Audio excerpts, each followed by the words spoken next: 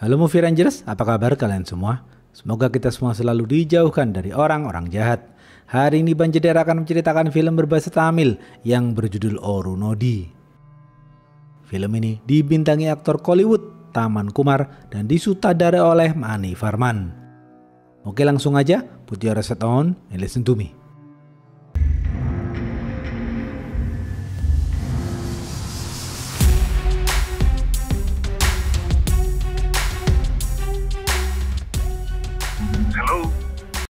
Pemeran-pemeran film ini antara lain Paridi adalah polisi yang berintegritas, Sekaran adalah pria tua yang memiliki studio foto, Syakuntala adalah istri Sekaran, Tiagu adalah mafia tanah.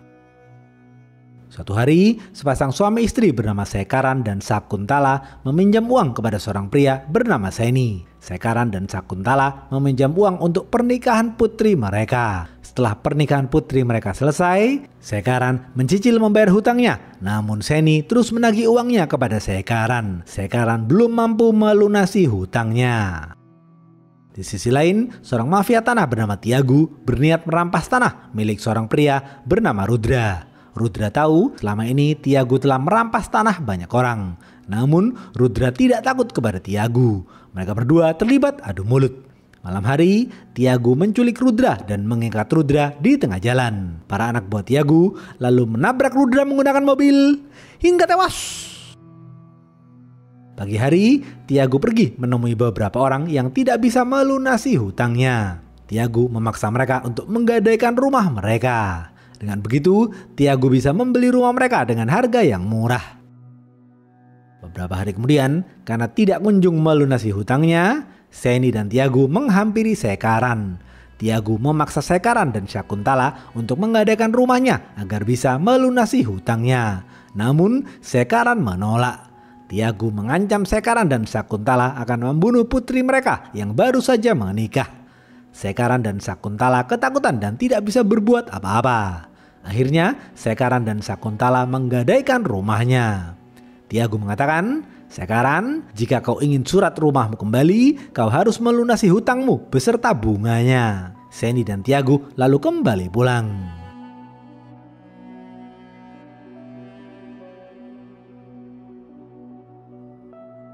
Di sisi lain, seorang gadis bernama Parvati sedang menghabiskan waktu bersama kedua orang tuanya.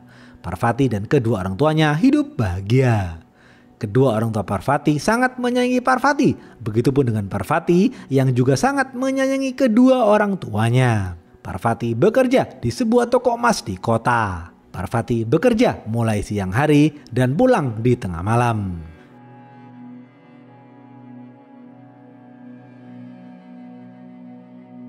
Beberapa minggu kemudian, suatu pagi, Sekaran meminjam uang dari seorang pria bernama Iapan untuk membayar hutangnya. Setelah mendapatkan uang dari Iapan, Sekaran menelpon Tiagu dan mengatakan uangnya sudah siap. Tiagu memerintahkan Sekaran untuk menemuinya nanti malam. Tiagu lalu menutup teleponnya. Terlihat Tiagu sedang mengobrol dengan backingannya yang merupakan anggota DPR bernama Murti. Kemudian Sekaran kembali ke studio fotonya. Sebelum masuk ke studio fotonya, Sekaran dipanggil temannya bernama Yogi. Mereka berdua duduk dan mengobrol sejenak di warkop. Sekaran memberitahu Yogi, ia sedang membawa uang banyak untuk melunasi hutang-hutangnya kepada Tiagu. Setelah mengobrol, mereka berdua melanjutkan aktivitas masing-masing. Sekaran menelpon Syakuntala dan memberitahu nanti malam ia akan menemui Tiagu untuk membayar hutangnya.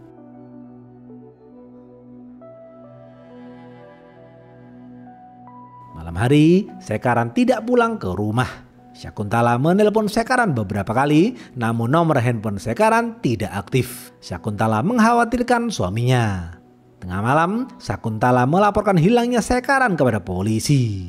Kepala polisi bernama Paridi mendengarkan semua cerita Syakuntala. Syakuntala menduga Tiagu telah membunuh Sekaran.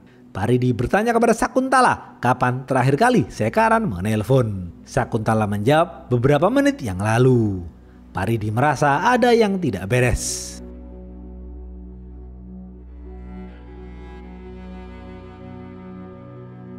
Setelah mendengarkan semua cerita Syakuntala, Paridi memerintahkan Syakuntala untuk kembali pulang.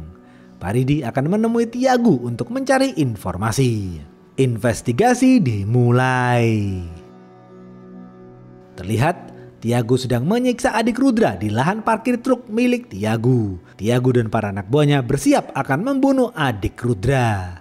Beruntung Paridi datang dan menghentikan upaya itu. Mereka semua terlibat baku hantam.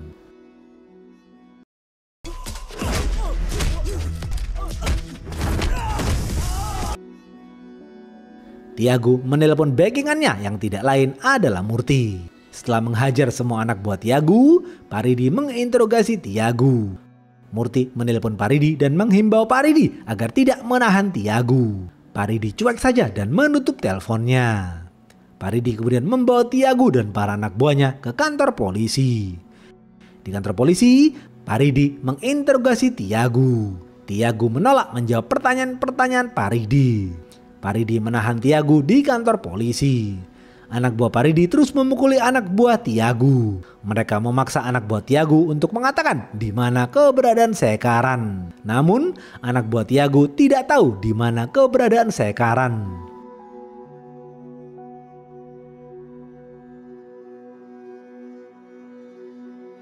Pagi hari, Paridi melanjutkan investigasi. Paridi menemui Iapan dan bertanya mengenai Sekaran. Setelah menemui Iapan, Paridi pergi ke studio foto milik Sekaran. Terlihat motor Sekaran masih terparkir di depan studio. Paridi melihat sekeliling. Paridi menghampiri warkop dan bertanya kepada pemilik warkop mengenai Sekaran. Pemilik warkop mengatakan, kemarin Sekaran dan temannya bernama Yogi mengobrol di warkopnya. Setelah menemui pemilik warkop, Paridi menghampiri barbershop yang berada tepat di sebelah studio foto Sekaran. Paridi bertanya kepada pemilik barbershop bernama Arun mengenai Sekaran. Arun mengatakan, siang hari Sekaran mencukur jenggot di barbershopnya. Setelah dicukur, Sekaran pergi naik mobil putih. Paridi bertanya kepada Arun apa jenis mobil putih itu dan berapa plat nomornya. Arun menjawab, ia tidak tahu berapa plat nomor mobil putih itu. Namun, Arun mengatakan jenis mobil putih itu adalah SUV. Paridi lalu kembali ke kantor polisi. Paridi melihat panggilan keluar di nomor handphone Sekaran.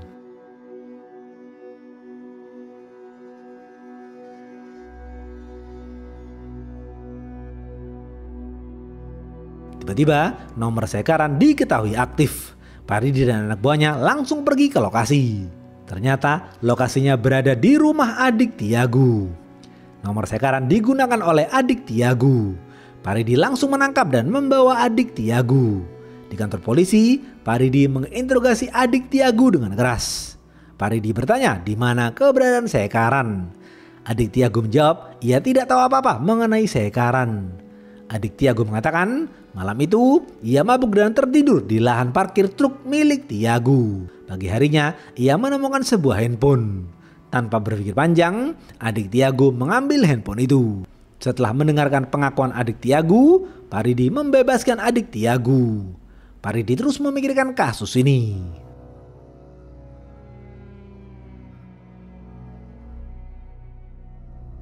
Pagi hari, seorang pria naik ke atas pohon untuk mengambil kelapa.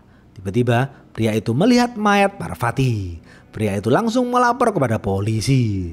Paridi dan tim forensik datang ke lokasi dan melakukan olah TKP.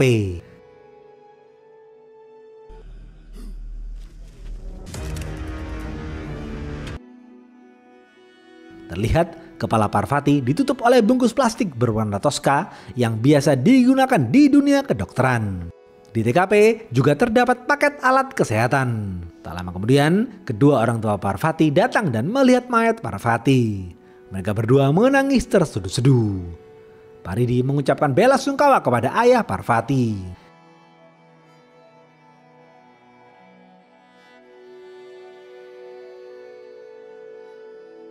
Ayah Parvati mengatakan, 2 hari yang lalu ia dan istrinya khawatir karena Parvati tidak kunjung pulang.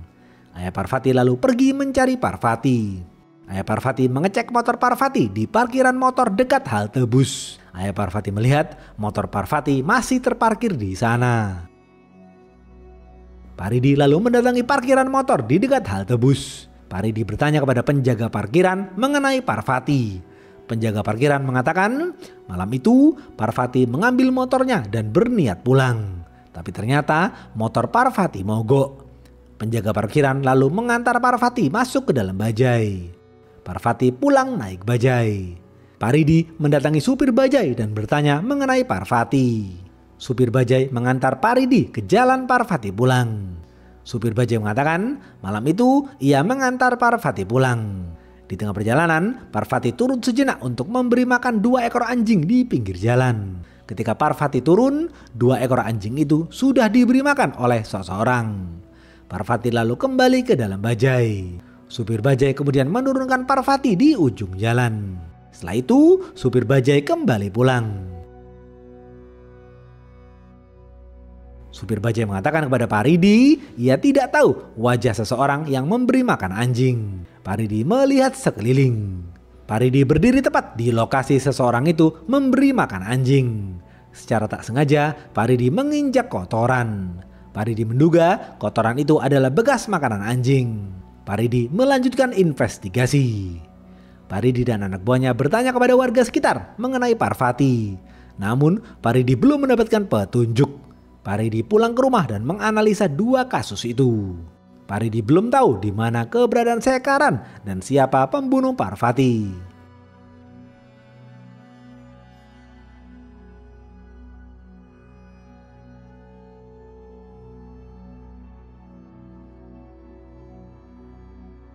Pagi hari, Paridi pergi ke kantor polisi.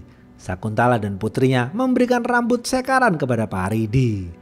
Paridi akan memeriksa DNA Sekaran melalui rambut itu. Sakuntala dan putrinya lalu kembali pulang.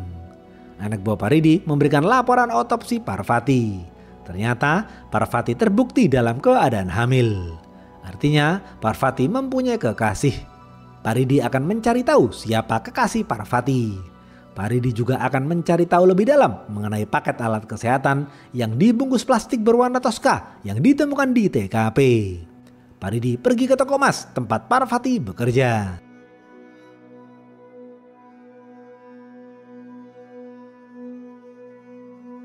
Paridi bertanya kepada manajer siapa kekasih Parvati. Sang manajer menjawab ia tidak tahu siapa kekasih Parvati. Namun ada seorang pria bernama Nataraj yang menyukai Parvati dan selalu mengejar-ngejar Parvati. Paridi langsung menghampiri Nataraj di rumahnya. Namun Paridi melihat Nataraj tewas melakukan bunuh di rumahnya. Mayat Nataraj memegang koran yang memberitakan kematian Parvati. Paridi menduga Nataraj sedih dan putus asa atas kematian Parvati. Paridi melanjutkan investigasi. Di sisi lain, ayah Parvati melakukan kremasi kepada jenazah Parvati. Ayah Parvati kemudian membawa abunya ke rumah. Ibunda Parvati menangis terseduh-seduh melihat abu Parvati. Tak lama kemudian, Paridi datang ke rumah Parvati. Sembari memegang abu Parvati, ibunda Parvati memohon kepada Paridi agar segera menangkap pembunuh putrinya. Paridi berjanji akan menangkap pembunuh Parvati.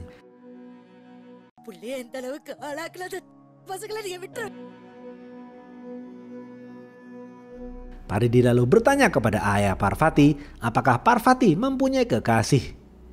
Ayah Parvati menjawab, Parvati tidak mempunyai kekasih. Parvati tidak pernah membicarakan hal itu kepada ayahnya. Paridi masuk kembali ke dalam mobil dan melanjutkan investigasi. Di tengah jalan, Paridi bertemu dengan tetangga Parvati. Tetangga Parvati mengatakan, beberapa hari lalu tetangga Parvati mendengar Parvati berdebat dengan ayahnya. Parvati ingin menikah dengan kekasihnya, namun ayah Parvati menolak dengan keras karena kekasihnya berasal dari kasta yang berbeda. Tetangga Parvati tidak tahu siapa kekasih Parvati. Paridi baru sadar ayah Parvati berbohong. Paridi kembali pulang dan terus memikirkan kasus ini. Paridi menduga ayah Parvati yang membunuh Parvati atas nama kehormatan.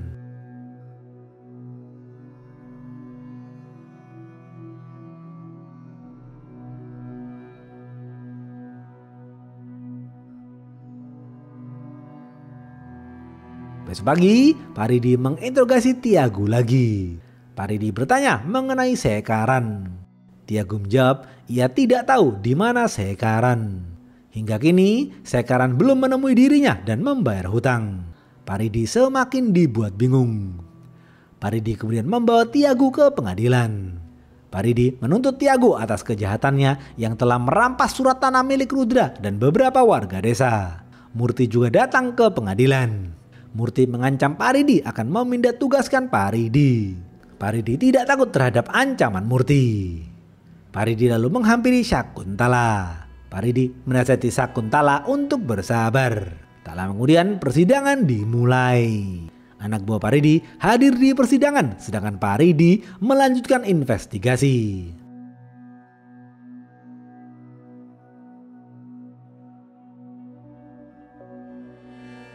Paridi pergi ke sebuah apotek untuk mencari tahu dari mana paket alat kesehatan yang ditemukan di TKP dibeli. Admin apotek mencari informasi melalui scan barcode yang ada di bungkus plastik berwarna toska. Admin apotek itu mengatakan paket alat kesehatan itu bukan dari apoteknya. Paridi kemudian pergi ke apotek lainnya. Di sana, Paridi bertemu dengan admin apotek bernama Jiva. Jiva mencari informasi melalui scan barcode yang ada di bungkus plastik berwarna toska. Jiva mengatakan paket alat kesehatan itu bukan berasal dari apoteknya. Siang hari, anak buah Paridi memberitahu bahwa persidangan sudah selesai. Tiago dinyatakan bersalah. Tiago merebut telepon itu dan mengatakan kepada Paridi, setelah bebas nanti, Tiago akan menghabisi Paridi. Paridi tidak takut dengan ancaman Tiago. Paridi kemudian melanjutkan investigasi. Paridi mendatangi apotek yang lain. Admin apotek di sana mengatakan paket alat kesehatan itu berasal dari apotek Jiva. Artinya Jiva telah berbohong. Paridi juga mendapatkan informasi bahwa Jiva adalah kekasih Parvati. Paridi langsung mengejar Jiva. Terlihat Jiva berusaha kabur melarikan diri. Paridi terus mengejar Jiva. Dan akhirnya Paridi berhasil menangkap Jiva.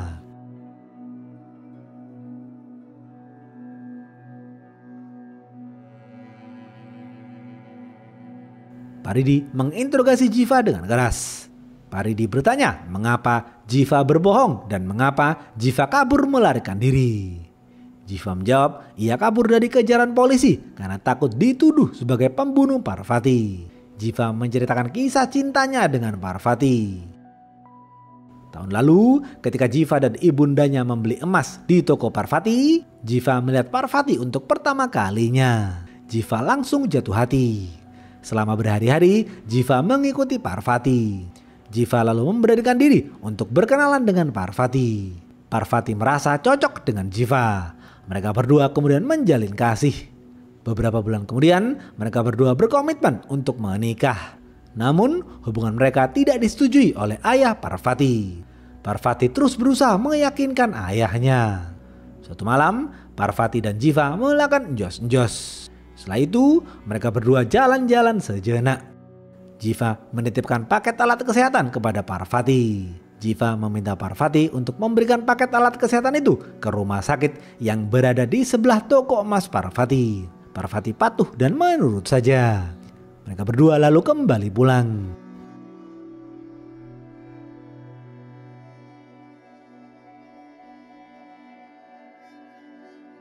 Setelah menceritakan kisah cintanya kepada Paridi, Paridi memberitahu Jiva kalau Parvati sedang hamil. Jiva yakin janin itu adalah anaknya.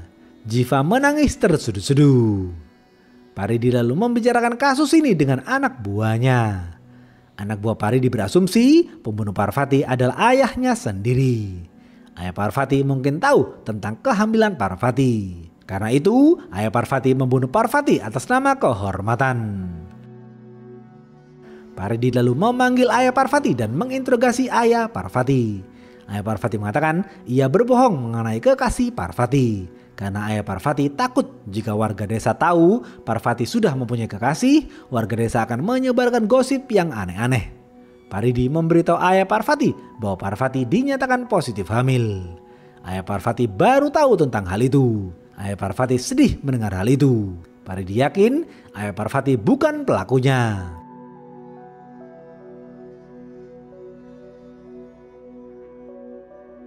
Paridi terus memikirkan kasus ini. Paridi belum tahu di mana keberadaan Sekaran dan siapa pembunuh Parvati. Paridi belum mendapatkan petunjuk dan bukti yang kuat. Beberapa menit kemudian, petugas forensik menelpon Paridi dan memberitahu hasil tes DNA Sekaran cocok dengan sampel yang dibawa Paridi. Artinya Sekaran sudah dibunuh. Paridi dan anak buahnya pergi ke studio foto Sekaran. Paridi kemudian menemui Yogi dan Syakuntala di warkop. Paridi menginterogasi Yogi di sana. Pemilik warkop dan Yogi mengatakan ada satu pria mencurigakan yang jongkok di depan warkop sembari memperhatikan Sekaran. Pemilik warkop dan Yogi menduga pria itu mendengar pembicaraan Sekaran yang mengatakan Sekaran sedang membawa banyak uang di dalam tasnya. Paridi langsung menangkap pria itu. Paridi menginterogasi pria itu dengan keras. Pria itu mengaku ia tahu bahwa Sekaran membawa uang yang banyak. Pria itu berencana merampok Sekaran. Pria itu terus memantau Sekaran. Setelah Sekaran mengobrol dengan Yogi di warkop, Sekaran masuk ke dalam barbershop. Namun Sekaran tidak terlihat keluar dari barbershop. Insting Paridi mengatakan pria itu berkata yang sejujurnya. Paridi berpikir dan melakukan analisa. Akhirnya Paridi tahu siapa pembunuhnya. Ternyata pembunuhnya adalah Arun. Jeder. Paridi langsung menangkap Arun dan menginterogasi Arun dengan keras. Arun menangis dan mengakui semuanya. Siang itu Sekaran mencukur jenggotnya di barbershop Arun. Arun melayani Sekaran dengan baik. Ketika Arun hendak mencukur, Sekaran menerima telepon dari salah satu customernya. Seusai menelpon, Arun melanjutkan cukurnya. Ketika sedang mencukur jenggot Sekaran, tiba-tiba Sekaran bersin dan tidak sengaja pisau cukur Arun menyayat leher Sekaran. Sekaran tewas di tempat. Arun panik dan bingung harus bagaimana. Tiba-tiba istri Arun menelpon Arun dan meminta Arun untuk bersiap pergi ke kondangan. Arun lalu menjemput istrinya dan pergi ke kondangan. Di sana Arun terus merenung. Seusai acara, Arun kembali ke barbershop dan duduk di samping mayat Sekaran. Arun ingin menghilangkan jejak. Tanpa berpikir panjang, Arun mentugel-tugel mayat Sekaran. Malam hari, Arun membuang handphone Sekaran di lahan parkir truk milik Tiagu. Arun melakukan hal itu karena Arun tahu Sekaran memiliki masalah keuangan dengan Tiagu. Arun lalu berjalan ke lahan sepi. Beberapa bagian tubuh Sekaran Arun berikan kepada anjing di pinggir jalan. Tak lama kemudian Parvati turun dari bajai dan ingin memberikan makan kepada si anjing. Namun karena Arun sudah memberi makan kepada si anjing, Parvati mengurungkan niatnya. Parvati lalu kembali pulang. Di ujung jalan Parvati melihat gelagat Arun yang aneh. Parvati penasaran dan mengikuti Arun dari belakang. Sisa bagian tubuh Sekaran Arun bawa ke lahan kosong yang sepi. Setelah menemukan tempat yang sepi, Arun mulai menggali lubang. Dari belakang, Parvati memvideo Arun. Tiba-tiba ayah Parvati menelpon. Arun mendengar suara handphone. Arun langsung mengejar Parvati. Arun mencekik Parvati menggunakan bungkus plastik berwarna toska yang dibawa Parvati. Parvati tewas di tempat.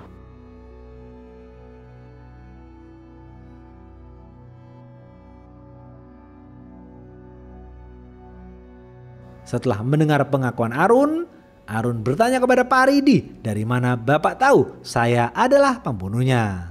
Paridi menjawab, ia tahu Arun adalah pembunuhnya karena dua hal. Yang pertama, Paridi memberi sampel kotoran makanan anjing yang ia injak kepada tim forensik. Setelah diperiksa, ternyata itu adalah daging manusia. Ketika dicocokkan dengan rambut Sekaran, hasil tes DNA-nya menyatakan cocok. Kedua, pria yang jongkok di warkop mengatakan Sekaran tidak keluar dari barbershop. Karena itulah Paridi yakin Arun adalah pembunuhnya. Arun menangis dan meminta maaf pada Paridi karena Arun tidak berniat membunuh siapapun.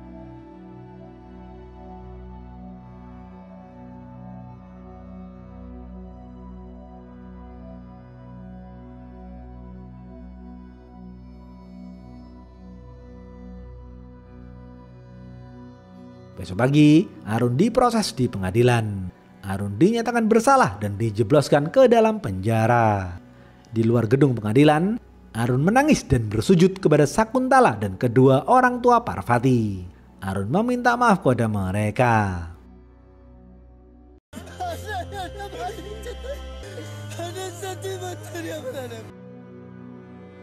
Arun mengatakan ia tidak berniat membunuh siapapun. Sakuntala dan kedua orang tua Parvati menangis terseduh-seduh. Habis. Apa pesan dari film ini? Katakanlah yang benar meskipun itu pahit. Karena Arun tidak berani mengatakan yang sejujurnya, Arun membunuh Parvati dan masuk penjara. Oke, segitu aja video kali ini. Stay watching and see you.